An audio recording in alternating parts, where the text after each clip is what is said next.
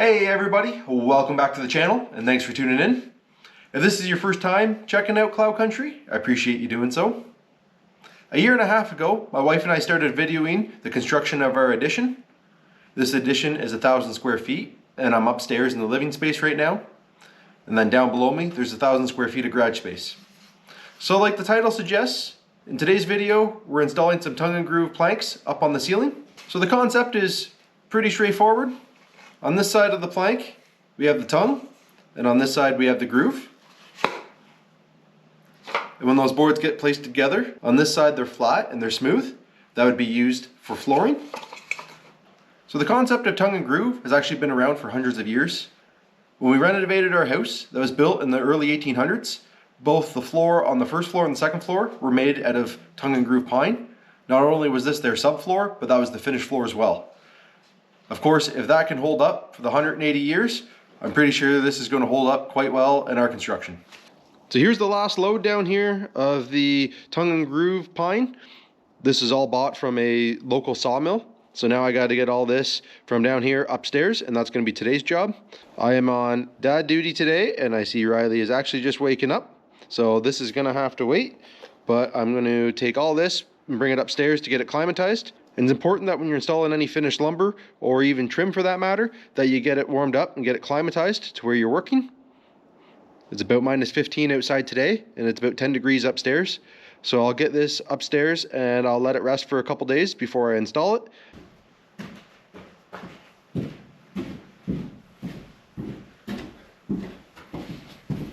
I got Riley down for bed tonight. I got the monitor on me just in case. But once she's down, she's usually pretty good. So I got another couple hours before it's my bedtime.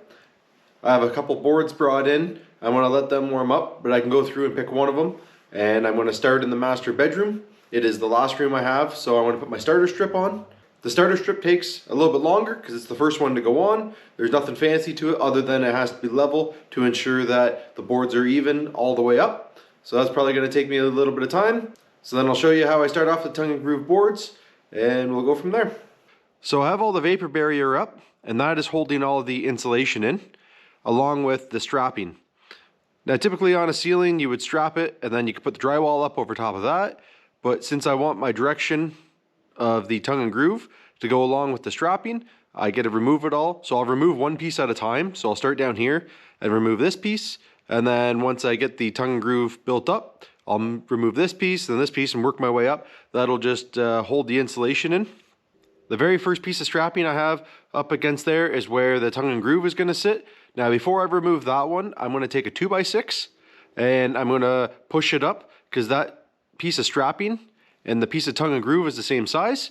So I want to push the 2x6 up, then I'm going to fasten it level and then remove that piece of strapping. And then that 2x6 is going to be level, and it's going to be the start to get my very first tongue and groove piece up.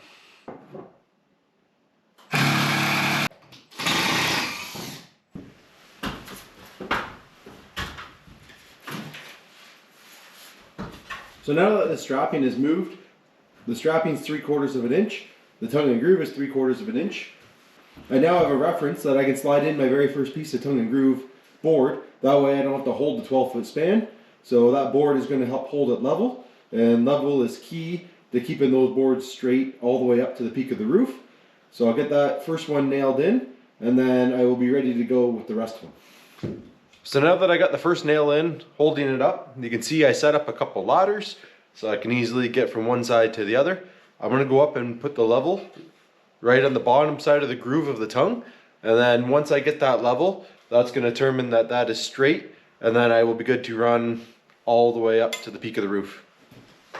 So for installing all the tongue and groove, I'm using a cordless Milwaukee nailer.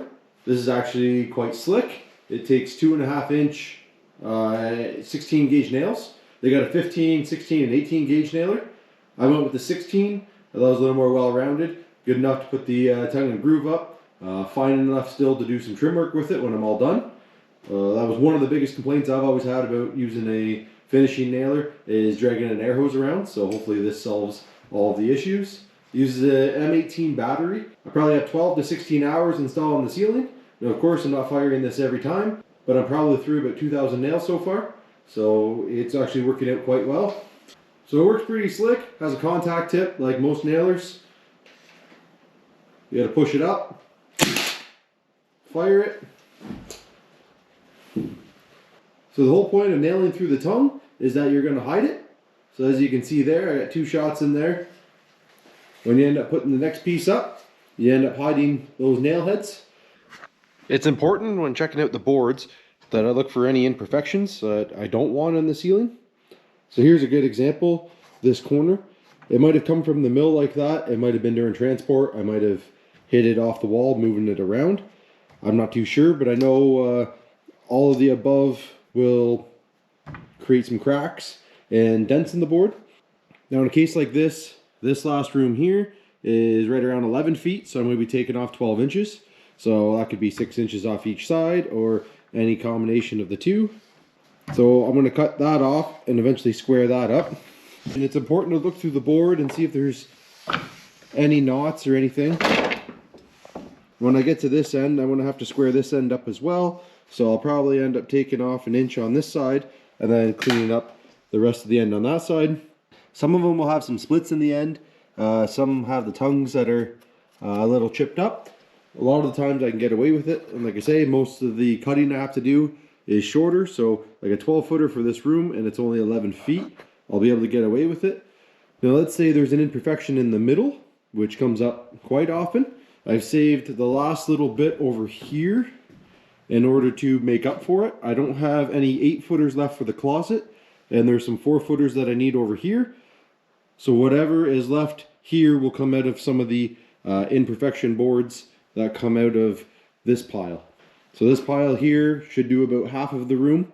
I'm probably going to get a bunch of these cut tonight. I will get the first one standing and then I'm going to let the rest of the boards climatize for the night and maybe give them a couple days and then they will be ready to install. So you can see I'm off to a start with the install.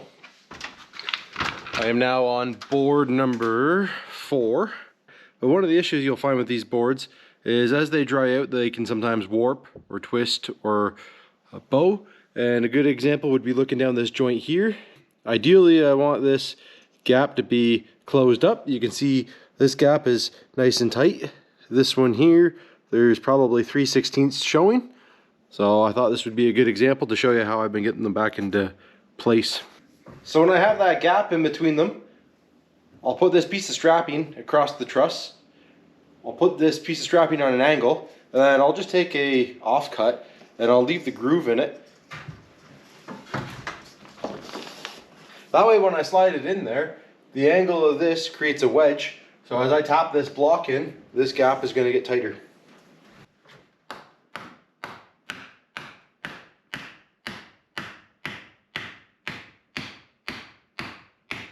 It doesn't take too much pressure to pull this board back in between by tapping that block in. So now I'll just take the nailer, I'll nail it in place, then I can remove the block. Everything should stay nice and tight, and then I'm ready for the second row. Now I found with a couple of these that I can go through and I can get 5 or 6 of them up, no problem. And sometimes it seems like every other one has a bow to it. But by screwing up this piece of strapping on an angle and tapping in that block, like I say, it creates that wedge and creates that pressure. It tightens everything right up, and that'll keep some nice tight joints.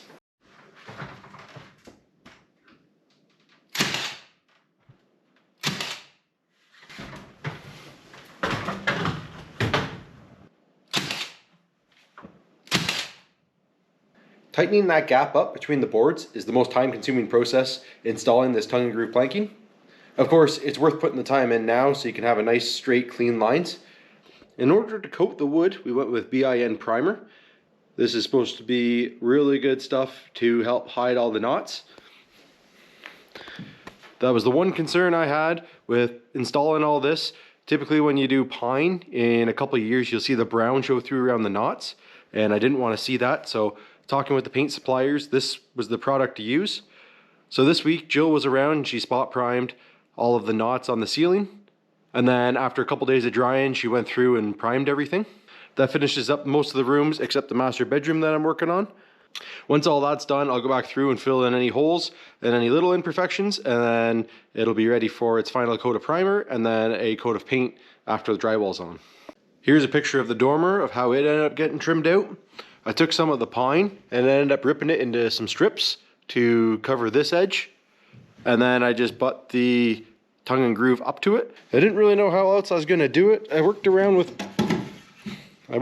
this sample piece here and ended up cutting it and gluing it together. I really wanted to use a miter joint like this, and I spent a lot of time trying to get one all set up. But one thing I forgot, the pitch on this side and the pitch inside the cathedral are different, so they don't meet at a perfect 45. So that was a lot of head scratching for a night, and that didn't end up working out. So for now, I ended up putting some pine. I ripped some of these tongue and groove boards down and into some 3-inch strips, and then I butt all of the angles up to it on each side. The lines actually turned out pretty clean and pretty tight. I got a little bit of fill in to do up over here. I mean, hindsight 2020, of course there's lots of things I do differently, but there's a lot of time into this already and I'm quite happy with it. So I think that's going to wrap up the video on the tongue and groove ceiling. I put 4 planks up, but the rest of it just going to go the same. Once I get close to the top, I'm going to need an extra hand holding the boards. But for now, I got a little bit of work ahead of me. So that's wrapping up the tongue and groove. The next video coming out will be prepping for our insulation. We're going to do some bat insulation up here. And not too long after that, we'll see some drywall going in. Anyway, thanks for watching. We'll catch you in the next one.